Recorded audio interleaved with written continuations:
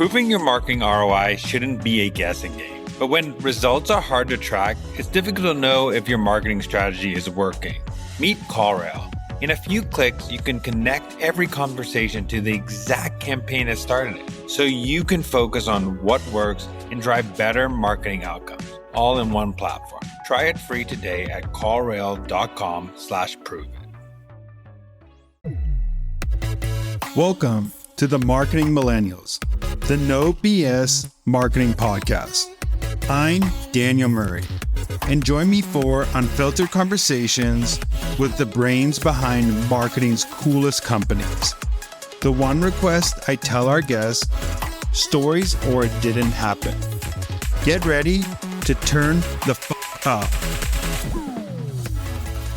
We are back with another episode of the Marketing Millennials podcast. Today, I have Ashley Brock here, and we're going to talk a little bit about messaging. And she has a framework that she has that is specific to what she does for a living, and we're going to dive into it. But I'm going to let Ashley talk about a little bit who she is and how she got into marketing. Yeah. So I'm so happy to be here. So my name is Ashley Brock. I am the founder of the Paid Ads Academy, and basically we teach entrepreneurs to do their own advertising. So I actually worked in four ad agencies for over a decade, spent $200 million on ads, and now we've grown from 0 to nearly 8 figures in less than 3 years. So it's been such a journey. And one of the things that I feel like has led us there is our messaging and like how so many people can run ads and do advertising, but when you're not specific about what makes you different, it's really hard for people to gain traction. So that's what we're going to talk about.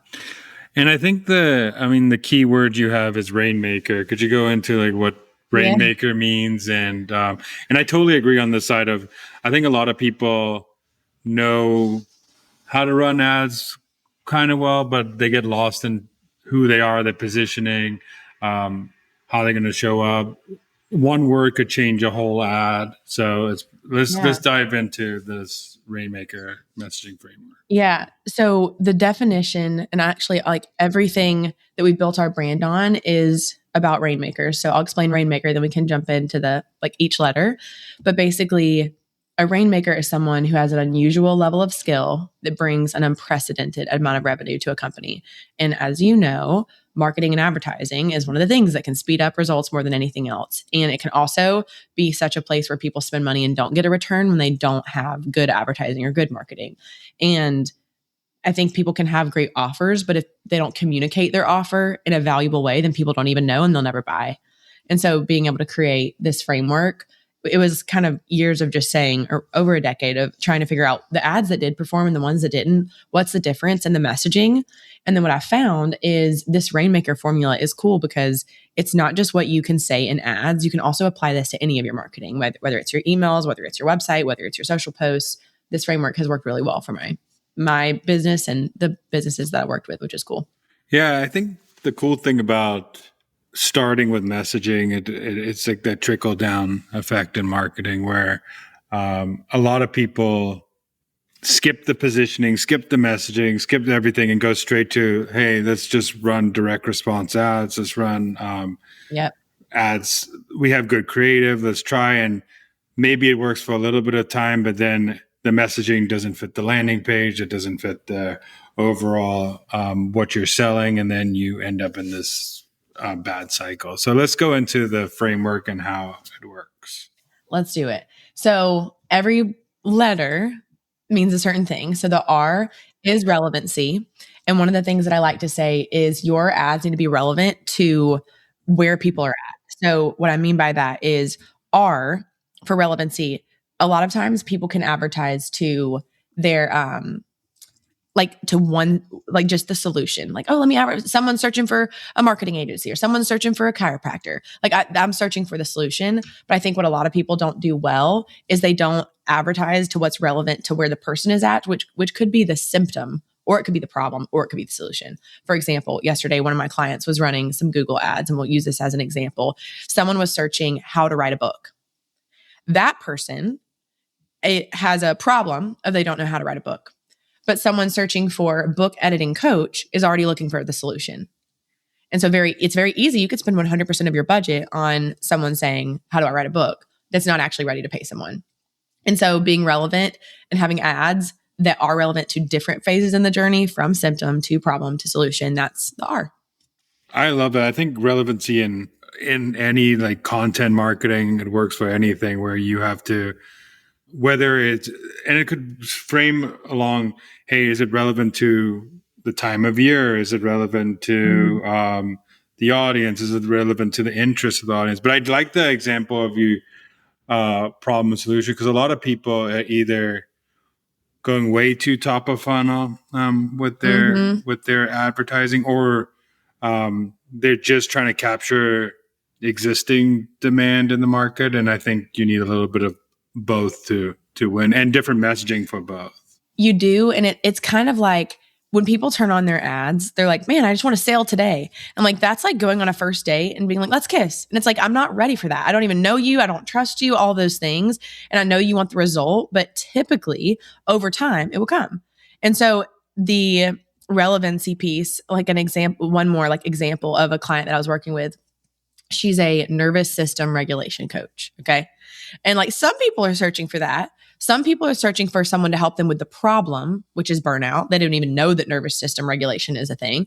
They don't know the solution. They just know the problem. And there's some people that are in denial of them having burnout. And so they're just struggling with the symptom of, I feel like all my emotion is gone. I feel like I'm sad. I feel like all these things are happening. And so every advertiser that's trying to get people that are unfamiliar or kind of familiar or very familiar, you have to be relevant to each of those. That's why the first one is R. Total sense. And it's also, I think you need all three of those parts that you said in the funnel, because relevancy to searching a symptom, searching the actual problem, or searching the actual solution are three different ways. And I think some people are really good at one or two, but I want to keep going down the relevancy to the A now in Rainmaker. That's perfect. So the A is articulation. And one of my quotes that I've come up with, this one is just it's just how you say what you're saying. And so one of the quotes that I've created is that articulation leads to elevation of your communication. And being able to, like, there's this study and it basically was saying it's like the 735, I think it's the 58 rule, but it adds up to 100, but basically it's saying only 7% are the words that you say. 35% is how you say them. And the other side is the body language that comes alongside it.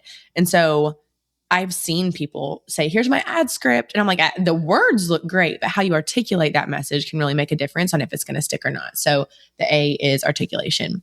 That's a good one. Also, I think all those parts, one is articulate the way you say. Some is a font choice you decide to choose. It could be the creative behind that changes the articulation of those words. So there's so many different things that one little tweak articulates it a lot. But your example is more, if you're going to do, let's say, video ads or UGC ads or stuff like that, the way that creator or you as a business owner is coming off could mean, the excitement could mean one thing, monotone could mean one thing. That's a great one. Yeah, no, I completely agree. So the next one is I, which is identifiability. And all it really is saying is identify who you're talking to and just say that. I had one of the things I had my clients do yesterday. This person has a $25 million business. They're doing exceptional work. And then sometimes it's like, you just need that perspective. And I was like, read me that script on that ad and go line by line by line. And the first sentence was like, do you ever feel like you're trying everything with your clients and it's not working? And it's like, I have actually no idea what your business is on that first line. Like, you're not saying who it is. It's like, clients. It's like, yeah, a lot of people have clients, but I don't know if that's for me or not. So I'm skipping. And so calling out in your ads who this is for at the very beginning as clearly and specifically as you can. It's so simple, but people just overlook it. And they're like, yeah, but no, I said doctors like 4 sentences in. I'm like, right. And they'll never make it to that part because they skipped the hook that was really boring and didn't call out who it was for. So that's I, which is identifiability. Yeah. So I'm just thinking an example. So me saying, marketers, if I'm trying to go, hey, marketers, you might have, or hey, demand gen marketers in Miami, you might have this like problem. Let's talk about it. Instead of just saying like my clients, you're specifically calling out your like ICP in the first sentence, basically. And the reason that that's actually helpful is not only for the consumer, it's informing the algorithm who to serve that ad to. So if the consumer is confused, the algorithm is too, because it's trying to pull, like, what is this saying? What are people, who's going to resonate with this sentence? And it's like, I don't know, everybody could, because it's not specific. I love that too, because especially with AI now, even on social, they're crawling captions, they're crawling transcripts, they're crawling everything. So if you're not saying those specific things, they're just going to serve it to everybody. That's a great one. So, okay, so RAI, and now we're going to go to the N part of it. Yep. N is an easy one, and it's just necessity. And it's communicating why people need what you have to offer specifically. So I like to say that specificity creates necessity. And so it's very easy for anyone who's advertising anything to be like, I know why people should use this company. I know that obviously you can use this product for all of these 3 reasons. It's in your brain. It's not in theirs. So communicating, like, here's the exact reason this product, like, you need this one. This is the service you should go to. This is the company. This is the one that you need. And communicating that specifically and not just saying, no, we're the best. It's like, why are you the best? Communicate that, why they need it so specifically. And they will be like, oh, okay. If you didn't plant it in their brain, it's likely not in there because you're obsessed with what you're advertising or marketing more so than the person on the other side of that ad is. So specificity creates necessity. That's in.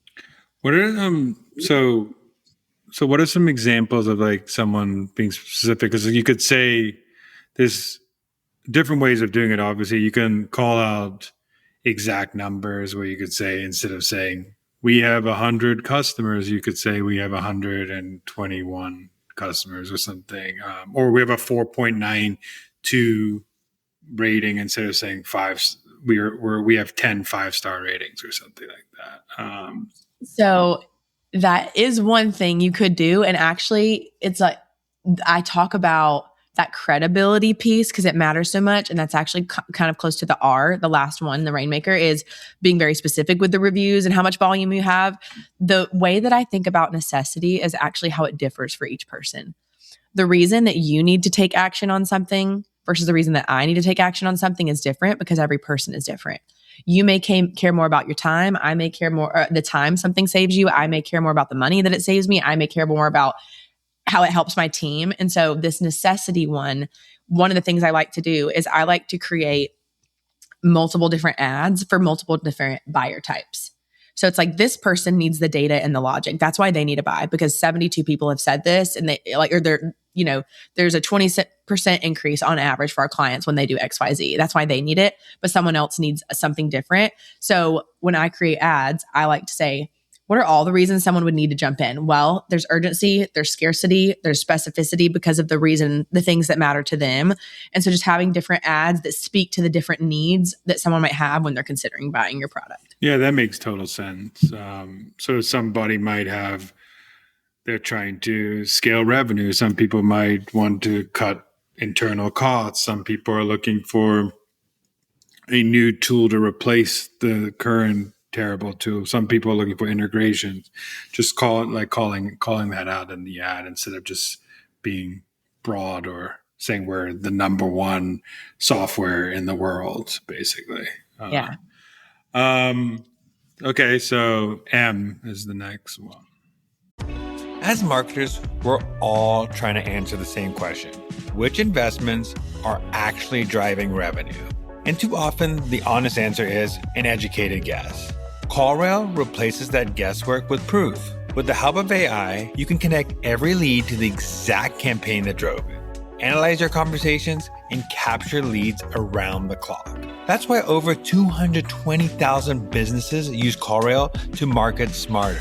Stop estimating impact and start proving it. Try CallRail for free at callrail.com/prove it.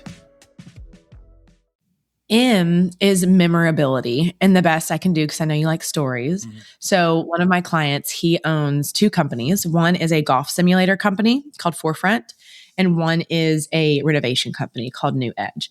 And so this person is currently installing a golf simulator in my basement while I record this with you. So it's really cool. And one of the things he does is he brings basements to life. And so I was looking at his Instagram and I'm like, okay, I know I'm your client. You're not mine yet. It will happen. But I was like, hey, your Instagram says that you like renovate basements. I'm like, that is cool, but that's not memorable. And so because once I get something in my brain, it goes to town trying to figure out something that would allow it to be memorable. And so I'll give you the example of what I gave for him. But memorability can be created through alliterations. It can be created through rhymes or specific taglines. It's like, what is memorable? So I'll give you an example for his business. His business said, his Instagram bio said, we renovate basements. And the reason I care about his Instagram bio is because he is considering running ads. And the worst thing that someone could do is turn on ads and have a not so great experience when someone lands on the Instagram page. So I was like, let's create something that people remember. And so I came up with, we renovate and elevate your basement to take your bottom level to the next level. I'm like, that is so much better. He's like, that's sick. And I'm like, I know, we're going to update it today. But it's because that is like, hey, what do y'all do? That's a tagline. That's someone like, dang, that's good. That's why like what we created in my business that we trademarked was advertise your name, make it rain. I end every call, I'm in every podcast and every single thing with that tagline because it's memorable. And it's not just like, all right, bye. So everything that you can do for the companies that you work with, the advertising, the marketing you're doing, having a tagline that's memorable, even if you're the one that creates it and says, hey, what if we said this? As long as it aligns with the brand, you need something that allows people to say, oh, it's that one. I remember that. Yeah, I think you just doing even like a Rainmaker framework, it's easy to think about someone instead of saying I have an ads framework that works. Like my framework is called Rainmaker. It stands for this, blah, blah. Like it's memorable to say like, oh, you have that Rainmaker framework instead. Yeah. I like that. I think it's figuring out how to be memorable. I think it's a lost art. I also like what you said. I think we skipped over a little bit, but it's important. But the importance of actually updating your social profile that you're running ads from, if you're running from Instagram or Facebook, and not having this blank page or a bad bio or no links or nothing in there. That's like your second landing page, basically. And people are showing your credibility when you land running an ad. So people who are not even posting regularly, it makes it look like you're not a credible company. I completely agree. So memorability is big. And the next one is A, which is avoiding. And I have a few things that I like to avoid. I have some clients that are in the top 10 of like all Amazon influencers. And I know that it's very common for people to be like, everyone was asking me, y'all been wanting this. And I know that that can work. So I'm not saying never do that.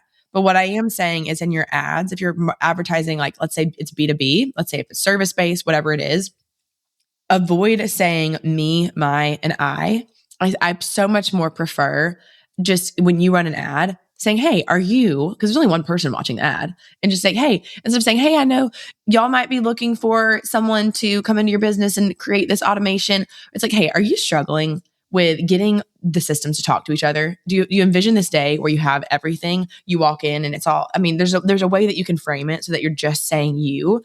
So one of the things that but just because it's a connection thing. Humans buy from humans. And so as much as you can do to connect by looking into the eye of the camera, not at the screen where you see you, but like looking into the eye of the camera, saying you, number one, it creates connection. The other thing I like for people to avoid, and this happens in advertising and marketing all the time. In fact, I bet when I say it today, you'll find somewhere that you can be like, oh, yep, saw them do that. And it's where people say their product or their service before they say, or they say their product and service first, and then they say what comes on the other side of that. So for instance, someone will say, hey, when you enroll in our program, you'll get X, Y, and Z, versus flipping it and saying, here's the payoff. And that's created through our program.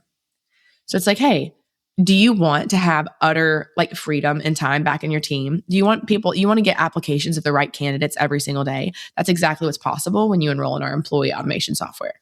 So it's just flipping, not what you do and then what they get, but what they get and then what you do in that order.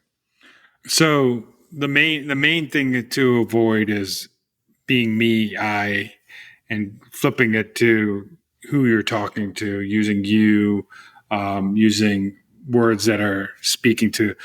I think that's also a good lesson to every ad should be speaking to one person. And the way you said that only one person, that one person's watching that ad at the one time, you're not speaking to there's not a room of people sitting and being like, I love this ad. It's only if you're maybe at a Super Bowl party, maybe, but on like a social channel, that's not happening. So I like the way you said that. That's exactly right. It's very rare that everybody's watching the ad like a movie. So just speak to the person who's the decision maker. So that is the things I like to avoid. So K is knowledge. And so the saying I have for knowledge is that lingo is bingo. And here's a story to explain that one. So one of my clients is a speech language pathologist. And her best performing ad was just a blank ad with a pink background. And it said, SLPs, are you tired of soap notes? I can help. And for Daniel and I, we're like, huh? SLPs, soap notes, what are they talking about? I was like, she's speaking the lingo of the people she's trying to attract. SLPs means speech language pathologist, and soap notes is one of the notes that they have to take at, when they just met with a child and they're having to do this paperwork. And it's like, hey, are you tired of the paperwork? What if you could use your skill another way? That was one of the best performing ads because lingo is bingo. The people that saw that she knew the lingo knew that she knew what they were going through. And it was so simple. And it was just because what she knew about them, she spoke to, and it worked so beautifully. So K is just use the knowledge you know. So if you are advertising to a B2B software company and the CTO is struggling with these three things, speak in the CTO's language. Like, are you tired of this, this, and this? But it's in his lingo. That allows them to be like, ooh, they know what I'm talking about. So I trust them. I think that's super important because the CEO of the company I work for also always says, like, in your content, just say CAC, because if you need to spell it out, that person you're talking to the wrong type of audience. Sometimes you can spell it out, but at least like say CAC, cost of customer acquisition costs. Like you could say CAC, customer acquisition costs, just so people who might not know it, but spell out those lingo so people want to know that you are the expert of things and you're credible. And if you don't talk the talk, you're not gonna. People will be like, "Hey, that's not a expert marketer. That's not an expert plumber. That's not an expert." So that's 100% a great one. Like show your knowledge in your ads. That's it, because it all comes down to them trusting you. And when you do speak that way, they will. So the last two, so E is energy. And there are days that some of my clients will send me ads. One of my clients, he's a therapist. He has 22 therapists in his practice. He sent me an ad and I was like, I love that you put this ad together. And were you having a bad day? I'm like, because it sounds like that you might have recorded this ad after having 2 hours of sleep. You and your spouse had an argument and then you recorded this ad. I was like, this is not the one we're going to use. The script was right, but your energy was low. And so there's times when you got to call a spade a spade. There's times I don't need to record, because what I believe is that you transfer what you do have. You can't transfer what you don't have. So you can't transfer excitement and encouragement.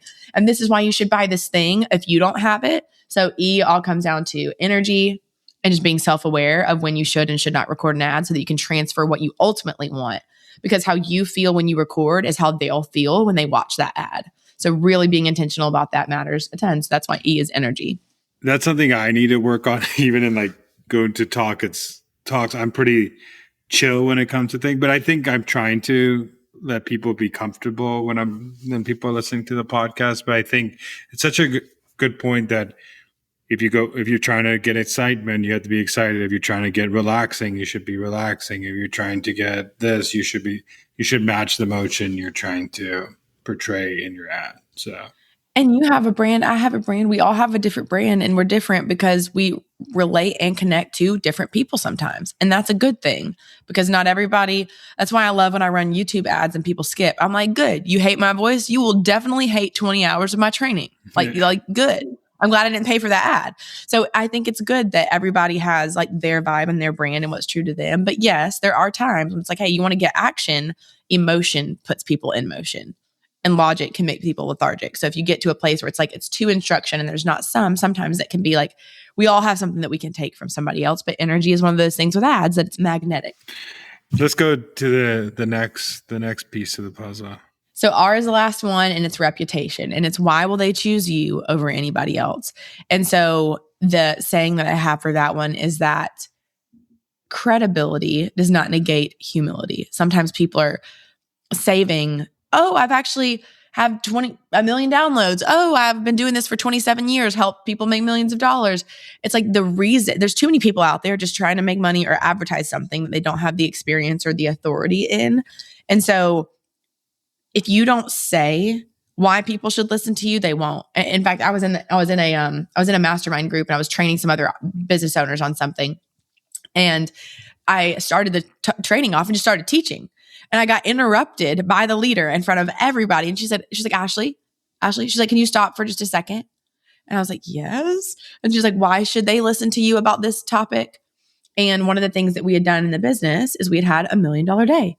And so I was teaching something about how that happened without them knowing that had happened. And then all of a sudden everybody's like, okay, I'm taking my notes now, because they didn't know me. They're like, I don't know why I can trust her. And it's so any brand that has any experience, any credibility, any results, any features, like even on the Marketing Millennials page, you have some great credibility of different brands that you've worked with. That is so important. And too many people, they bury the lead. They don't put why people should listen to them and the authority that they worked so hard to have. They put it too late in the ad. And so I feel like I saved the best for last. Your reputation and your credibility is why people will want to buy from you specifically. So just making sure that that's there, because I think one of the things I say often is authority can lead to profitability, because it shows why people can trust you, because it all comes down to trust. Where are some places you can add them? Because I feel like you could add it like as a little on the bottom of the screen saying Ashley Brock like scales 8 to 9 figure businesses as just like a title on the screen. You could like, where are some places in that? Because I know there's like things you should do up front in the hook, and you're not going to add everything in the hook. So where in that do you usually see the best part of adding credibility? That's a great question. One of my clients' best performing ads, this person has an operations business. They do business operations, and her best performing ad is her first sentence. And it says, I run an 8-figure business. And then it goes on. And what I found was just because she said I run an 8-figure business and had her Inc. 5000 like trophy in the back, that alone, people are like, okay, well, now I want to hear what she has to say. Obviously she knows something. And so I think it should be in the first 2 or 3 sentences. And even when I look at a landing page or I look at an ad, having text on screen, having it in the caption, saying it in the words, I feel like people are so distracted today. As quickly as you can get that credibility on why they should listen to you, the better. So that everything else you say, it's like framed on those first couple of seconds of credibility. So I like it sooner. And I call credibility like hot sauce. It's like you can put that on everything and like just put it everywhere. Let them know that you've done the thing and they can listen. I agree. I think the underrated ones that you said too is having something in the background that shows that, like, if you selling to Shopify, show that you've like have a million order company from whatever you scaled 1 million orders. If you can add the caption, show different ways that you are credible. Also that you don't have to say it. So there's multiple ways. You can also add at the bottom, say, we have this many 1,455 5-star reviews, whatever, just multiple ways. You can never overdo social proof. I think that's like what I've learned. And there's so many different ways, but going back to your point in the beginning, I think the more relevant you can make that credibility, the better too. I think if you say, instead of saying we have 1,154 clients, you could say 1,154 marketers trust us. And then you just upscaled the relevancy and the end of the Rainmaker. So you have the 2 bookmarks helping you at the same time. So you do. And actually, one of the strategies that relates to what you just said is one of my clients, he's a speaker and he has different relevant credibility based on what people are searching for. So if someone's searching for a tech speaker, he has all these tech companies as spoke at, Google. And if he has someone searching for a real estate speaker, he's like, oops, spoke at Remax, spoke at this. So it's relevant and it's his reputation, it's the credibility married, specified based on the type of speaker. And it's a duplicate page. He's duplicated the page 10 times. It's just the headline of the topic with the credibility below it is just different on each one. It's so smart. Yeah, and I think it's also a good test. I feel like even tests should be so small that you could tell, like, okay, that line of credibility did that. I feel like when people are testing ads, you're running split tests of two different things. You should just change one aspect and see, like, I added like the Shopify $1 million orders in the back versus this one doesn't have it. Let's see what if that did anything. I added this credibility versus that credibility. I added this relevancy versus this relevancy.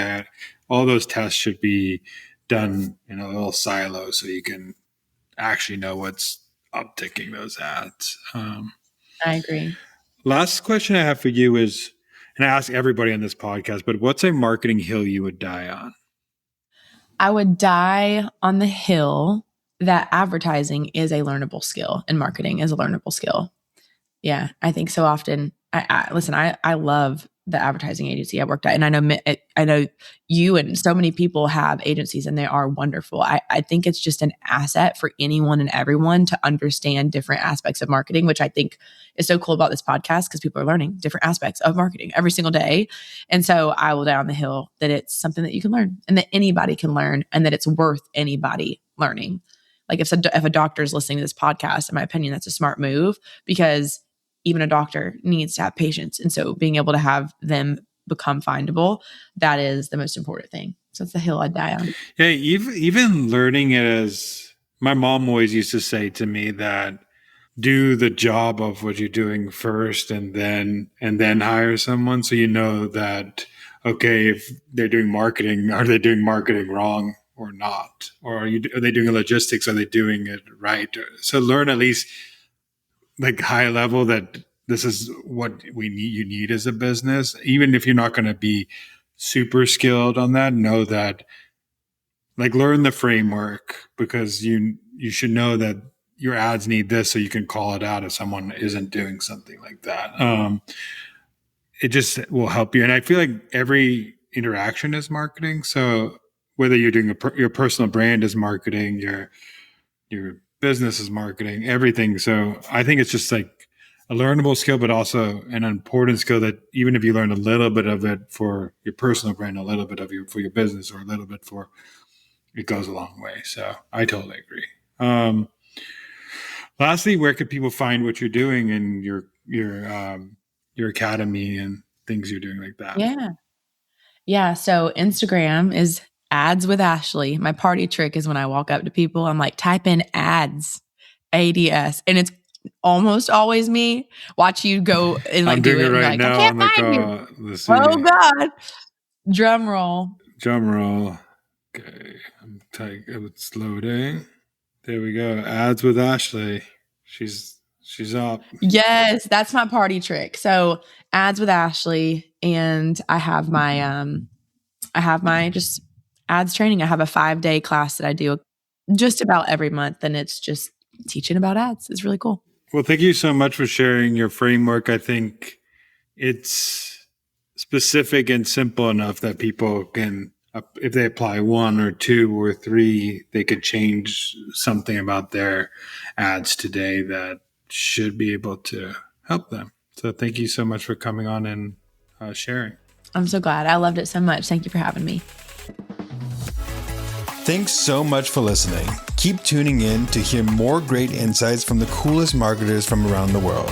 If you haven't already, make sure to subscribe and follow the Marketing Millennials podcast on Apple Podcasts, Spotify, YouTube, or wherever you get your podcasts. And if you like what you hear, I would greatly appreciate you giving us a 5-star rating. It helps bring more marketers into our community.